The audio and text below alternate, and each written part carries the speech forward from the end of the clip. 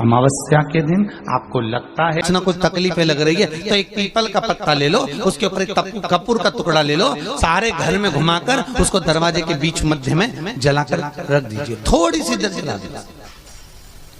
20 से 25 मिनट के अंदर स्वयं गुरु बाबा कहते हैं, राम सुनो, यदि कोई आरती में पुजन में घर में एक कपूर का टुकड़ा आरती के बाद में जब समर्पित करेगा तो उसको अश्वमेध यज्ञ का पुण्य प्राप्त हो जाएगा। अश्वमेध यज्ञ के पुण्य को पाने के लिए कपूर का टुकड़ा आज भी आरती में जलाया जाएगा, आज भी एक कपूर का टुकड़ा सुखा का। इसीलिए हमारे यहाँ शास्त्र कहता है महाराज, जब आपको घर में अगर ऐसा लगने लगे कि 15 दिन से बहुत बेचैनी है, बहुत दुख तकलीफ लग रही है, कोई ना कोई बीमार पड़ रहा है, कुछ ना कुछ तकलीफें लग रही है, तो एक पीपल का पत्ता ले लो, उसके ऊपर एक कपूर का टुकड़ा ले लो, सारे घर में घुमाकर उसको दरवाजे के बीच मध्य में जलाकर रख दीजिए, थोड़ी सी देर जला दीजिए। 20 से 25 मिनट के अंदर मकान में एनर्जी वापस आ जाएगी, उस भवन में एनर्जी वापस प्राप्त हो जाएगी। अमावस्या के दिन आपको लगता है कि हमारे पूर्वजों का उद्धार नहीं हुआ, हमारे पूर्वजों का कल्याण नहीं हुआ, कहीं अधोगति में कोई चला गया है, उसका बस एक बार, रोज नहीं जरूरत है, प्रतिदिन जरूरत ही नहीं, महीने में एक बार अगर अमावस्या के दिन भी आपने चंदन के थोड़ा सा चंदन अगर मेरे देवाधिदेव महादेव को 7 स्थान पर समर्पित किया है। अशोक यहाँ पर वर्णन कर रही है, मैना धन्य और कला की कथा कर रही है। तीनों ने सनकादि ऋषियों से मांगा।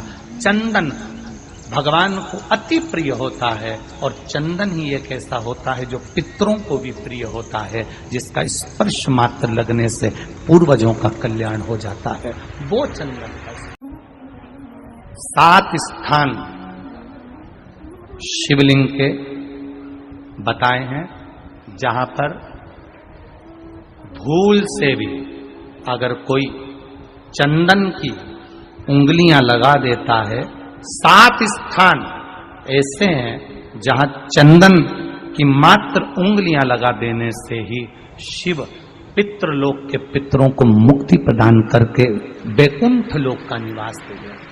7 स्थान,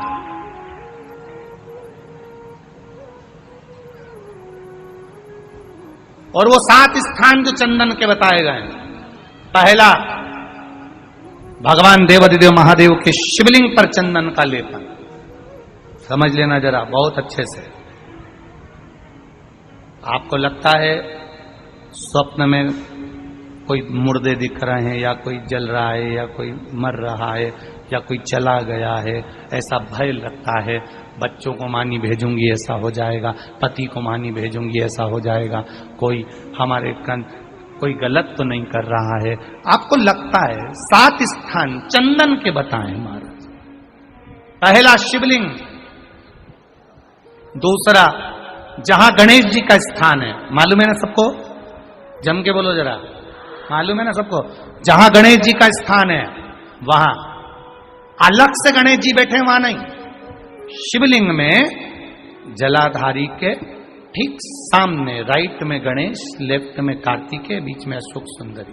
तो पहला चंदन बाबा के शिवलिंग पर, दूसरा गणेश जी पर चंदन की उंगली, तीसरा षडानंद कार्तिकेय पर चंदन की उंगली, चौथा अशोक सुंदरी पर चंदन की उंगली, पांचवा जलाधारी पर चंदन की उंगली, छठा जो शिवलिंग का जल बह रहा है इसके ठीक विपरीत की ओर चंदन की उंगली, और 7वां चंदन नंदी के मस्तक के ऊपर जो 2 सींग लगे रहते हैं उस पर चंदन की उंगली। ये कब लगाई जाती है? या तो अमावस्या के दिन आपको लगता है कि हमारे पूर्वजों का उद्धार नहीं हुआ, हमारे पूर्वजों का कल्याण नहीं हुआ, कहीं अधोगति में कोई चला गया है, उसका बस एक बार, रोज नहीं जरूरत है, प्रतिदिन जरूरत ही नहीं, महीने में एक बार अगर अमावस्या के दिन भी आपने चंदन के थोड़ा सा चंदन अगर मेरे देवाधिदेव महादेव को 7 स्थान पर समर्पित किया है। अशोक यहाँ पर वर्णन कर रही है, मैना धन्य और कला की कथा कर रही है। तीनों ने सनकादि ऋषियों से मांगा।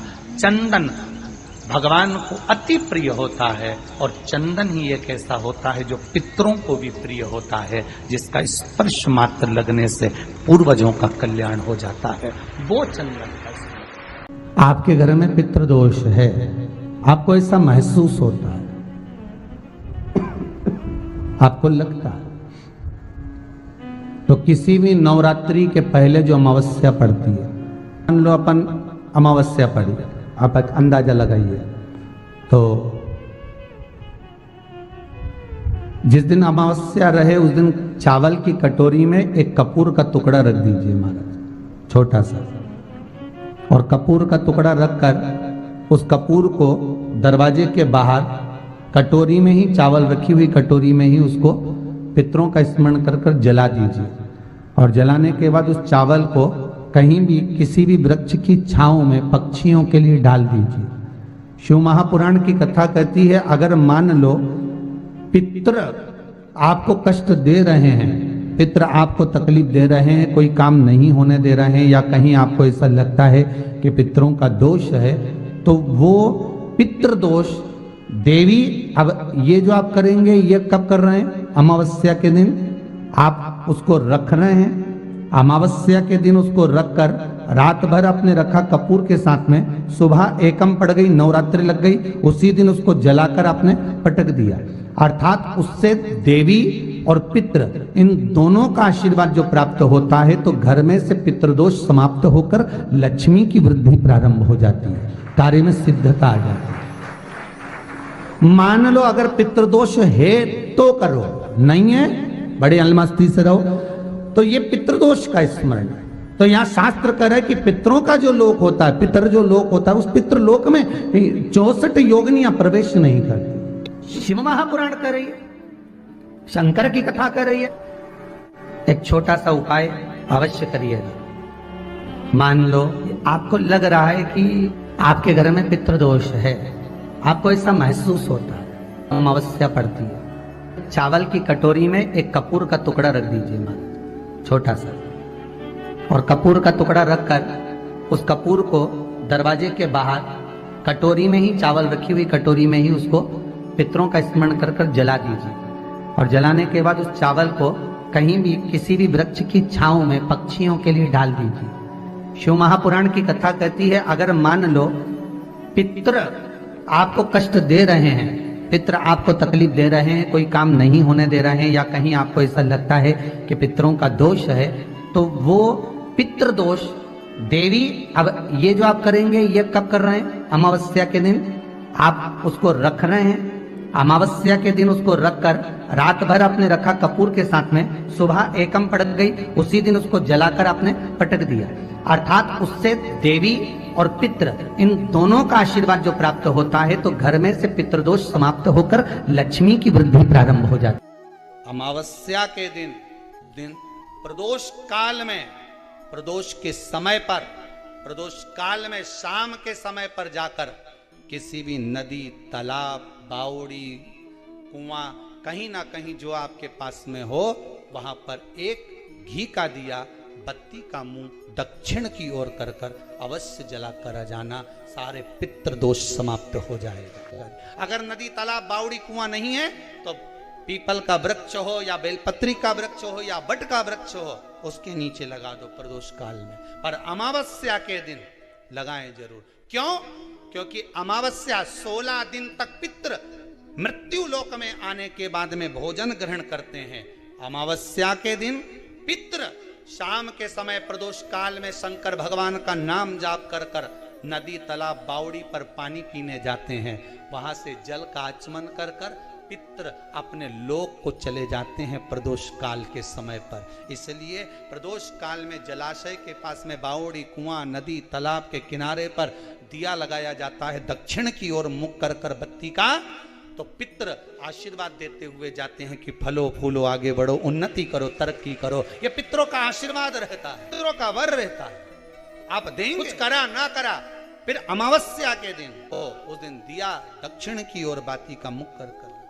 7 स्थान ऐसे हैं जहां चंदन की मात्र उंगलियां लगा देने से ही शिव पितृलोक के पितरों को मुक्ति प्रदान करके वैकुंठ लोक का निवास दे रहे। 7 स्थान, और वो 7 स्थान जो चंदन के बताए गए हैं। पहला, भगवान देवाधिदेव महादेव के शिवलिंग पर चंदन का लेपन। समझ लेना जरा बहुत अच्छे से। आपको लगता है स्वप्न में कोई मुर्दे दिख रहे हैं, या कोई जल रहा है, या कोई मर रहा है, या कोई चला गया है, ऐसा भय लगता है। बच्चों को मानी भेजूंगी ऐसा हो जाएगा। जिनके यहाँ पितृदोष होता है, काल सर्प दोष होता है, वास्तु दोष होता है, उनको ज्यादा कुछ नहीं करना होना। महाराज एक बेल का फल लीजिए, उसके अंदर का जो गुर्दा होता है, अंदर का जो भाग होता है, उसको निकाल लीजिए और उस बेल के फल में आटा सेक कर उसमें शक्कर मिलाकर उसको उसके अंदर भर लीजिए।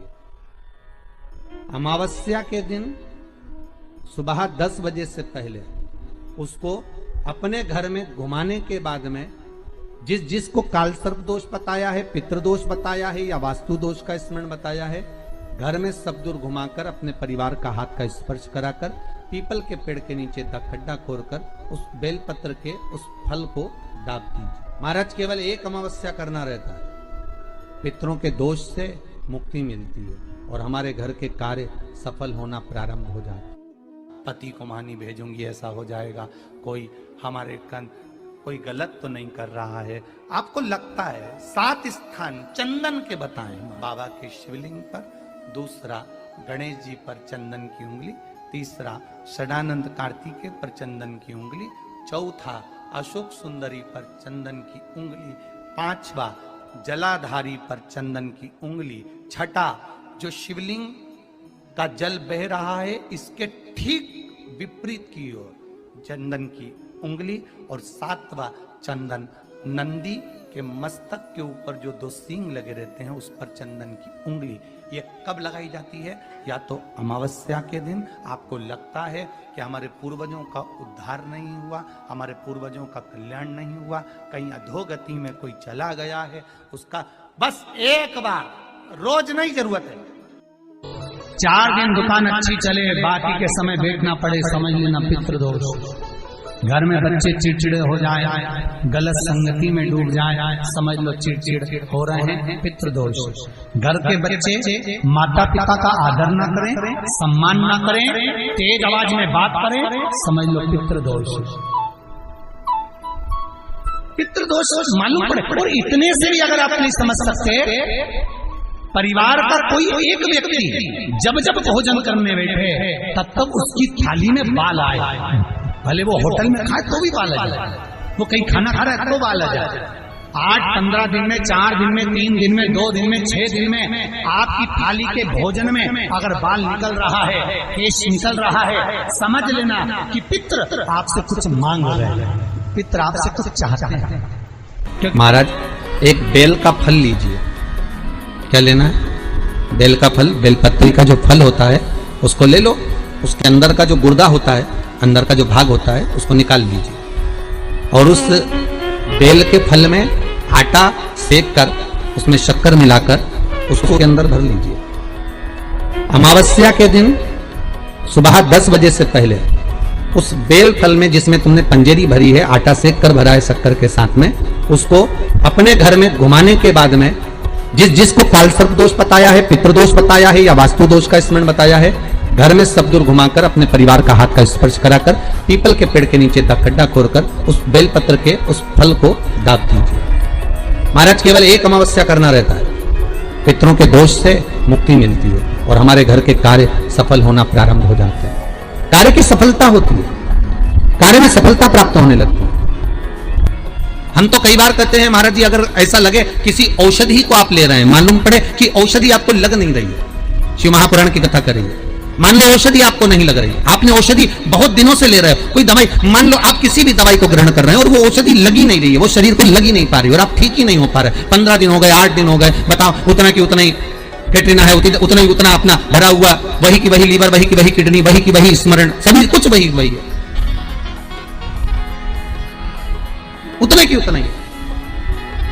बीपी भी ऊंचा नीचा चल रहा है पर लेवल में नहीं आ रहा, शुगर भी लेवल में नहीं आ रही, तो प्रयास करा करो महाराज बेलपत्री के फल का जो गुर्दा है, अंदर का जो भाग है फल का, उसको पानी में गला लीजिए और प्रदोष कम से कम प्रदोष नहीं हो और बीमारी जरा दवाई लगी नहीं रही हो तो बिना प्रदोष के भी कर सकते हो। उसको पानी में गलाइए आधा घंटा पानी में। जैसे आपको सुबह मंदिर जाना है 10 बजे, तो सुबह स्नान कर कम से कम 6:30-7 बजे उसको पानी में गला दीजिए और उस बेले के फल का गुर्दा से गला हुआ पानी शिव जी को ले जाकर समर्पित कर दीजिए। महाराज उस पानी में से थोड़ा सा 1 चम्मच पानी शिव जी पे चढ़ा हुआ लेकर आ जाइए।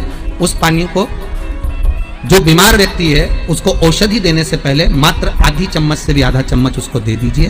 भगवान शंकर का श्री शिवाय नमस्तुभ्यम का जाप कर उस पानी को देने के बाद अगर आप औषधि देंगे तो ये पक्का है कि औषधि अपना कार्य करना प्रारंभ कर देगी और वो स्वस्थ होना प्रारंभ हो जाएगी। वो स्वस्थ हो औषधि